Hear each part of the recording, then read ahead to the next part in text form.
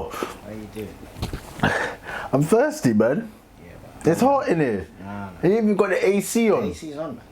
Put the AC on. What do you mean? The AC's not on? Switched it on. Come on, man. Fix up, man.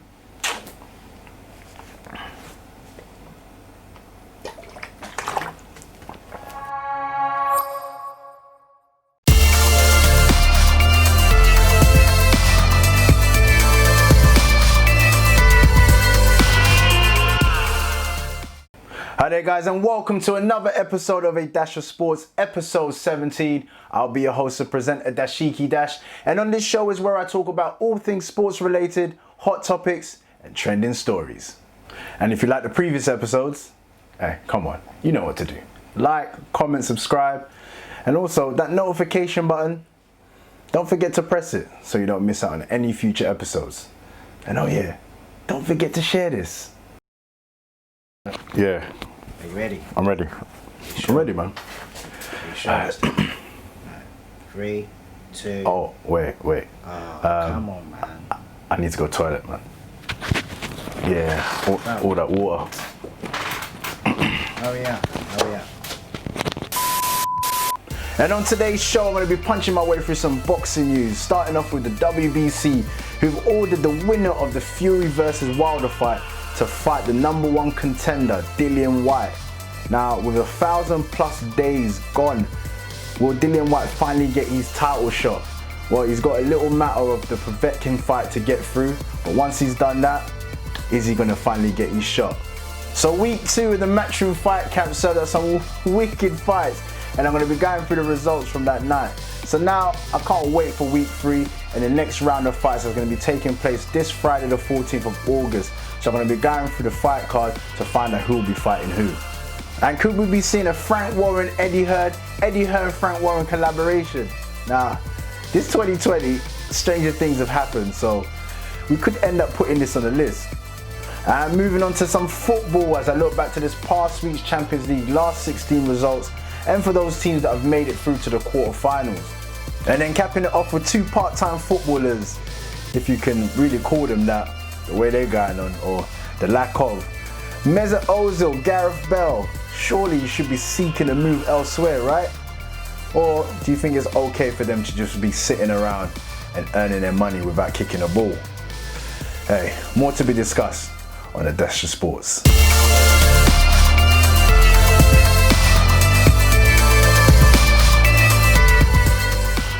1,000 days.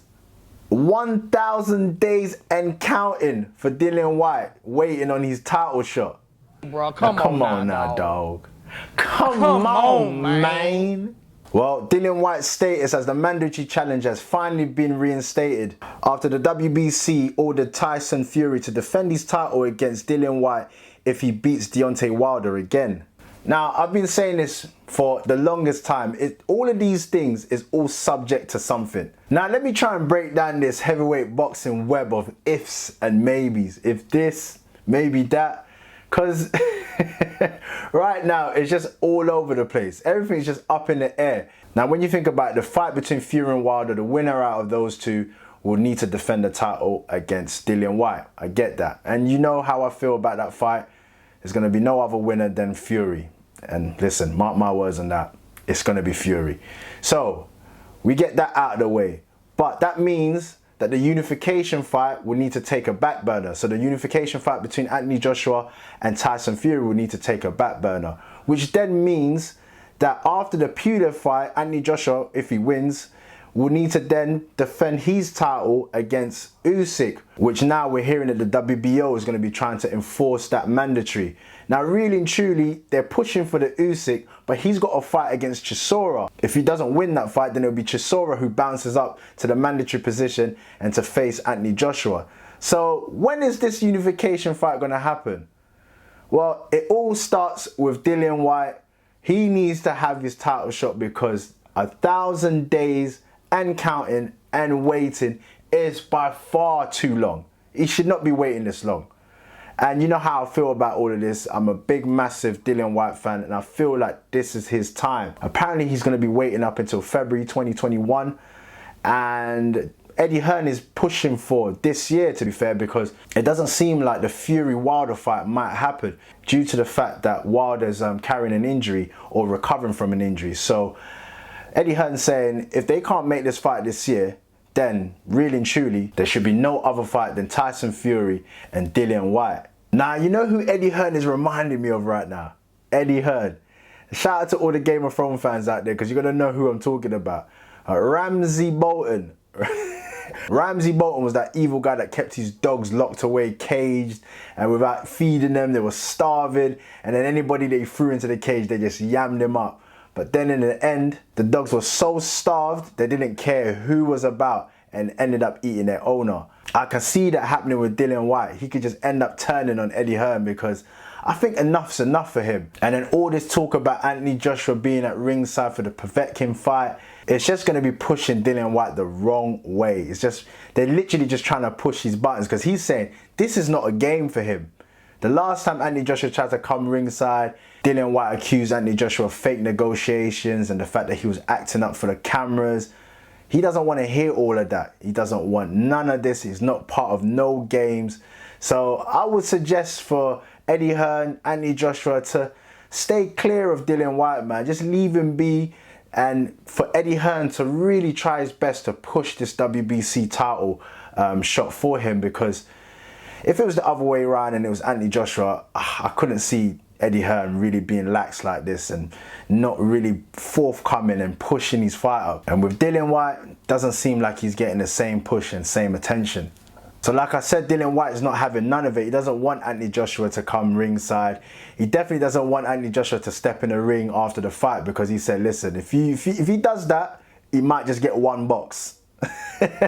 No talking, none of this trying to come and shake hands business, just one box and that's it. Dillian Whyte is on his business, and rightfully so, man. 1,000 days waiting for your title, got screwed with all this drug test business.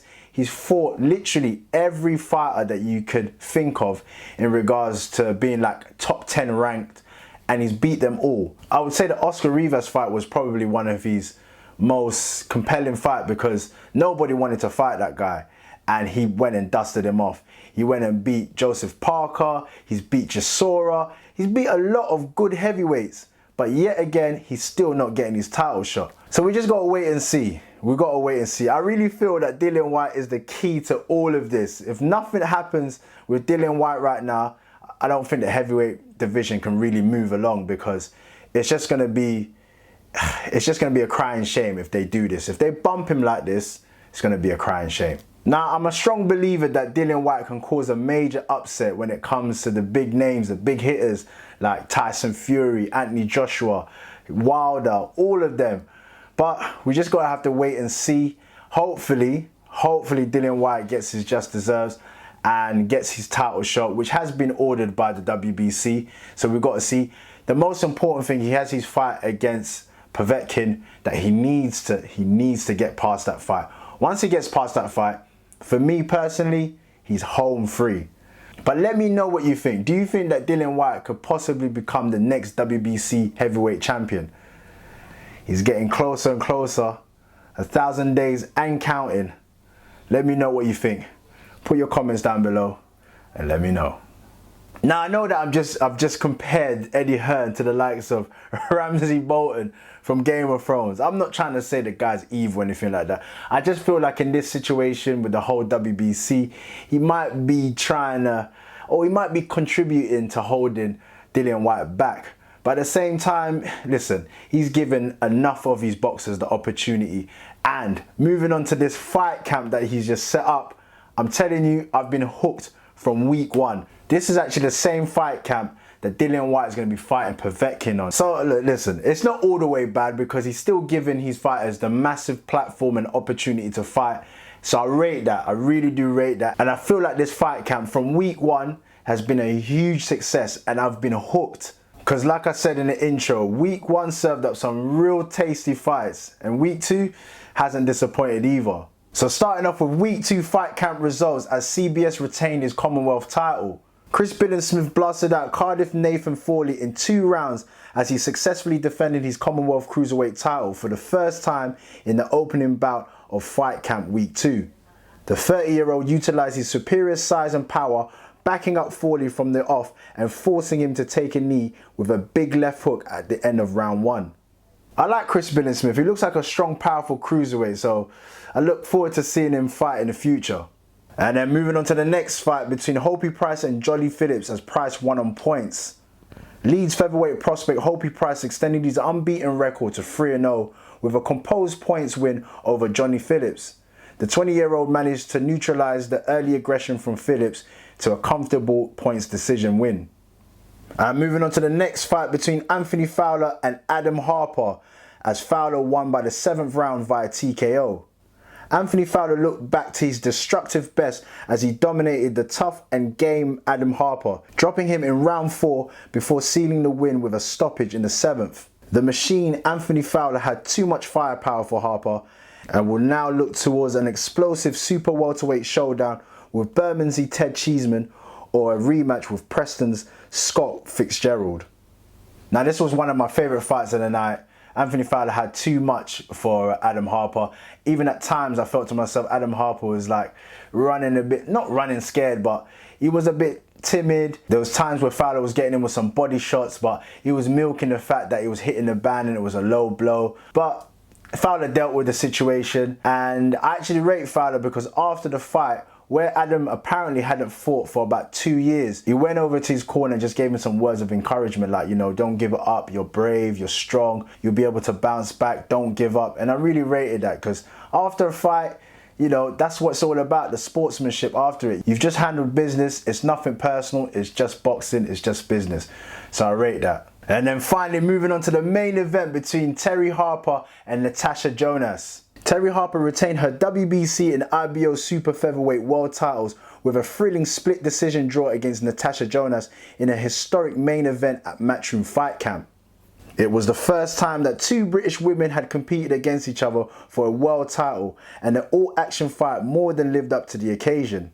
But unfortunately, at the end of a thrilling back and forth contest, the judges scored it 96-94 for Harper, 96-95 for Jonas, and 95-95, declaring it a split draw decision. So from week 1 to week 2, if you've been watching, which has been the standout fights? Which has been your personal favourites? Because like I said, there's been no fights that's really disappointed during this time, and I can't wait till week 3. But let me know, week 1, week 2, has there been any favourite fights of yours? Put your comments down below and let me know. Now week 3, it's looking like it's going to serve up some proper scuffs, some real good fights. We got the likes of Kieran Conway and Nav Mansouri, who's going to be fighting for the WBA International Super Welterweight Championship. Then we got John Doherty versus Anthony Fox. Another all-women's affair with Shannon Courtney versus Rachel Ball. Followed by Zelfa Barrett versus Eric Donovan. And then the main event between Felix Cash and Jason Welborn for the Commonwealth Middleweight Championship. This is all going to be taking place this Friday the 14th of August, I believe on Sky or wherever you may be trying to stream it or watch it. It's up to you. And like I keep telling you, try and watch it because week 1, week 2, week 3, you're really discovering fighters. For me personally, like I said, I don't know all of them, but I'm actually discovering some fighters that I've not watched before. And it's been a great watch. It's been a real great watch. And like I said in the previous show, a load of these fighters, once they move on and they're fighting for, I don't know, world titles and stuff like that, I'll be like, oh, I remember watching them at the fight camp a couple of years ago, and now they're here doing their thing. So yeah, it's going to be a good look. Keep it locked and let me know. Put your comments down below. Let me know how you're feeling about this fight camp. Have you been watching it since the beginning, week 1, coming on to week 3? How have you been finding the whole show? Has Eddie Hearn actually produced a great product here? Because we could be seeing this in the long run, and it will give the opportunities for unknown fighters to be able to boost their profile. So let me know, man. Put your comments down below and let me know. Now moving on to a story that's been circulating in the British boxing, as we're hearing that both Frank Warren and Eddie Hearn could be doing a collaborative deal to bring both camps together. Now, I don't know. I really don't know about this. Frank Warren's actually challenged Eddie Hearn to an us versus them pay-per-view showdown. Frank Warren's proposal to challenge Eddie Hearn to put his best fighters against his rival promoter in a bid to bring boxing back with a bang. Warren suggested 8 fights in his proposal, including heavyweight thrillers Dillian Whyte versus Daniel Dubois and Derek Chisora versus Joe Joyce. Now, I'm not sure when this proposal was actually officially made, because I was hearing some rumours about the idea of both camps obviously coming together and fighting, seeing that no British fighters can go to the States or anything like that. But it's a funny one, because now we're hearing it after the success of Fight Camp. Well, we're coming into 3 weeks and it's been highly successful. So it's always going to look like Frank Warren's trying to jump on the wave. He's seen how successful Matchroom and the Fight Camp in the Garden has been looking, and he wants a piece of the pie. So I can understand why Eddie Hearn might be a tad bit reserved, but at the same time, if it makes sense in terms of the money and the fighters are happy, then I'm sure it's a case where both rival promoters can come together and sort things out. If you ask me, I feel like it would be more Frank Warren would be on doing it than Eddie Hearn. Well, Eddie Hearn has since responded to Frank Warren's us versus them fight proposal, as he has serious reservations about working with Frank Warren, but says he's prepared to speak to his arch rival. Eddie Hearn has not completely dismissed the proposal, although he's guarded because of the bad blood between both camps. Just like I said, I don't think it would be something Eddie Hearn would 100% be keen on. He even mentioned the fact that if Frank Warren was real serious about it, he would have just called him. Just called him straight away and be like, look, I've got this proposal, seeing that, you know, the current situation of British boxing post this COVID-19, which obviously is still going on, but you know what I'm saying. After this lockdown period, trying to get British boxing back up and running, let's try and bring both camps together and see if we can create a big, massive event. Camp versus, you know what I mean? Just call him. But the fact that he didn't do that, Eddie Hearn's just like, but you're not really that serious. If you're going to go out into social media and then, you know, read out a statement or put out a video, then you're not really that serious. So it's a bit of a, like I said, I don't think this is going to happen. And it's more to the fact that Eddie Hearn will just turn around and say, nah, I'm not on it. I feel like Eddie Hearn will be thinking to himself is, I don't want to reach my hand out to help my rival, seeing that what I'm doing is successful here. Eddie Hearn decided to come up with this idea with having boxing fights in the Matchroom Garden, and it's been a success. So he'll be thinking, maybe Frank Warren's watching over here and thinking, oh, maybe I can get in on this. And you don't want to share the money. That's what it all comes down to. You don't want to share the money. But the bigger pot could be with both camps coming together. But I don't know. Let me know what you think. Do you think that both rival promoters should try and create something for the fans? But who do you reckon will actually win? Frank Warren's fighters or Eddie Hearn's fighters? Because it could be real interesting. It would be like, I reckon fans will eat it up. So let me know what you think. Put your comments down below and let me know.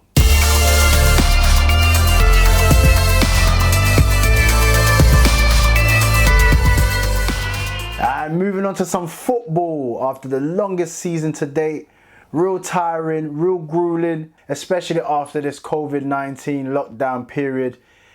You'd think to yourself, okay, let's breathe and rest. Nope, we've still got the Champions League and the Europa League to sort out, which has been kind of like, there's been no real buzz around it. So I don't know, man. My appetite for the Champions League right now is not really there. But I've been trying to keep up with it, especially with the games that have just gone by. The last 16 of the Champions League leading on to the quarterfinals. So with the games that I actually got to watch, or at very least watching the highlights, starting off with Man City beating Real Madrid 2-1 with a goal from Raheem Sterling after Karim Benzema equalised, with the winner then going to Gabriel Jesus, taking Man City through to the quarterfinals. Then I managed to watch some highlights from the Barcelona-Napoli game, which ended 3-1, goals from Longley, Lionel Messi and Luis Suarez to take them through to the quarterfinals. CR7 finally misses a Champions League final. He seems like an ever-present, but on this occasion, although they lost 2-1 to Lyon, Lyon went through on away goal as it ended 2-2 on aggregate. From a nice cheeky penalty goal from Memphis Depay. He done a Panenka, ice cool, weren't even phased. but that was a goal that managed to get Lyon through on away goals. And this last game, I managed to watch a bit of it, but Bayern Munich slapping up Chelsea 4-1, which ended 7-1 on aggregate, with 2 goals from my pick for Ballon d'Or if it was about at this present moment, but unfortunately that's been cancelled. Robert Lewandowski with 2 goals, a goal from Perisic, and Tolisso also fired for Bayern Munich to send them through to the quarterfinals. So just know that the format has changed for the quarterfinals, and it's just going to be a straight knockout from here on in. So your first matchup is going to be Atlanta versus Paris Saint-Germain. Also we have Leipzig versus Atletico Madrid, Barcelona versus Bayern Munich, and Manchester City versus Lyon. So literally, if you lose, you're out. Knockout stages straight away, no home and away tie. Now that the knockout stage has been introduced from the quarterfinals, who do you reckon's got more advantage now on a one-off game? Who's got the most advantage? And let me know who do you reckon's going to win the final, because there's some strong teams in there. Bayern Munich, Barcelona, Man City. There's some strong teams still to go, but who do you reckon's going to lift the trophy? Let me know. Put your comments below. Well, now with Chelsea out of the Champions League, we've got 3 English teams left in Europe. Man City currently in the quarterfinals of the Champions League. We've also got Wolves, but by the time this comes out, I'm not sure if they're going to actually make it or not. So the best of luck to Wolves. Hopefully they're going to be able to get past Sevilla, which is going to be a difficult game because Sevilla are real notorious Europa League winners. So they've got that pedigree, and it's going to be tough for Wolves, but let's see if they can make it. But currently now, I know that Man United have made it through to the semi-final with another penalty. Another penalty. How many penalties are they going to get? Like, come on, man. You'd think that they've done some judge or something for all these penalties that they're getting. Late on as well. And none other than Bruno Fernandes. Bruno Fernandes. Like, I don't even know how many they've got now. Like, what, is it like 20 or something they've had? They've had the most in Europe. I do know that for sure. But hey, listen, however it may be and how they're getting these penalties, one thing that they've got is a real good penalty taker, and he's slotting them. You remember the period of time when it was Pogba, Rashford, both like not being able to score penalties and they were missing and all of that? Not now, boy. Bruno Fernandes cleanly dispatching all the penalties. And now moving on to the part-time footballers, the part-time ballers. Mesut Ozil and Gareth Bale. Come on, guys. I'm looking right down the camera. What are you guys doing? Like, are you lot, do you not want to kick ball, or you just want to I don't understand, man. Where the problem lies is the fact that they earn so much money and these clubs cannot shift them. You got Mesut Ozil, who's on like $350 a week. That's £350,000 per week. And Gareth Bale is reportedly earning up to about £600,000 per week. Now, this is a lot of money, a lot of money. Then things like this, when you're seeing the likes of Ozil sitting in the stands with an umbrella, you got Gareth Bale sitting there with his mask, or he's falling asleep. Like, this is infuriating for some people, because you're thinking to yourself, you're earning all this money and you're not playing. And when I say part-time, I can't even call it part-time. This is just like, you're on gardening leave, or you're just not... I don't know. Whose fault is it? Is it the clubs, or is it the players? Is it the players that are refusing to play, or is it the clubs that are not picking them? There's so many conflicting reports. We just recently heard from Zidane. Apparently Gareth Bale came forward to say that he weren't looking to play. And then we also got situations where Mesut Ozil, every single time he'll be posting on Instagram saying that he's back, he's ready to play. Well, we're often hearing certain issues about his back, but he claims that he's really back, he's fit, but he's not being picked. And this has been ongoing since Unai Emery. At least under Unai Emery, he was playing a little bit more, but I think Arteta's just gone to Arsenal and just been like, you know what, it's not working out. I reckon with Arteta, he's just turned around and just been like, listen, if you're not willing to buckle down and get down with the program, then you're not in my plans and you're not going to play. And I agree. If you're not ready to knuckle down, or you're not ready to put your all into the team, then you don't play. And that goes for Gareth Bale as well. But it would be silly of me just to be like, okay, everything that's coming out, everything that's been reported, for me to believe it, because On the other side, I've been hearing that because these players are on large wages and the fact that the clubs are trying to get rid of them, they're not playing them because there are certain aspects to their contract where they get more money for each time they play. Now, for example, someone like Gareth Bale, who is reported that he's getting 600,000 per week, that won't be entirely true.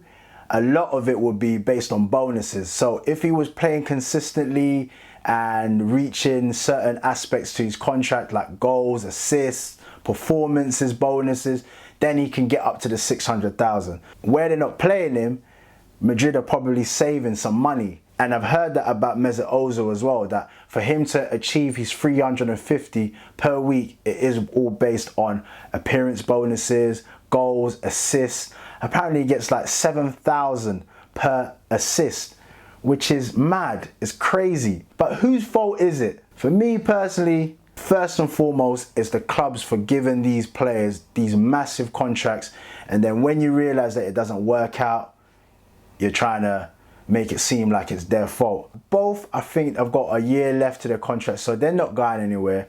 And to pay them off is going to be a large amount of money, so it's a difficult situation.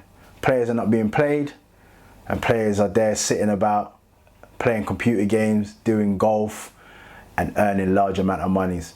And then the fans get frustrated because you're thinking to yourself, what's going on? Arsenal now in a situation where that's affecting their wage bill, and then they're struggling to bring in players or offering current players like Aubameyang some decent contracts because you've got the likes of Ozil there sitting there and earning his money. Even the likes of like Aaron Ramsey, who ended up leaving because he's thinking to himself, well, I'm putting in just as much work. I want to earn 250, 300 per week. Why can't I earn like Ozil? And then the club are like, no, we can't make that mistake again. And then they let goal scoring midfielder go like Aaron Ramsey. So let me know what you think. Who's at fault, the clubs or the players? Put your comments down below and let me know. And with that being said, I'm going to leave it there for today. And if you've made it this far into the video, thank you very much for watching another episode of A Dash of Sports. I truly appreciate your love and support. And if you need further information about future episodes or just your day-to-day sporting updates, please head over to my Instagram page. And I'm also on Twitter, which is A Dash of Sports. I'll put it down below here, A Dash of Sports. And I'll also leave it in my description. And please don't forget to like, comment and subscribe. I truly appreciate it. And until the next time here on A Dash of Sports, peace.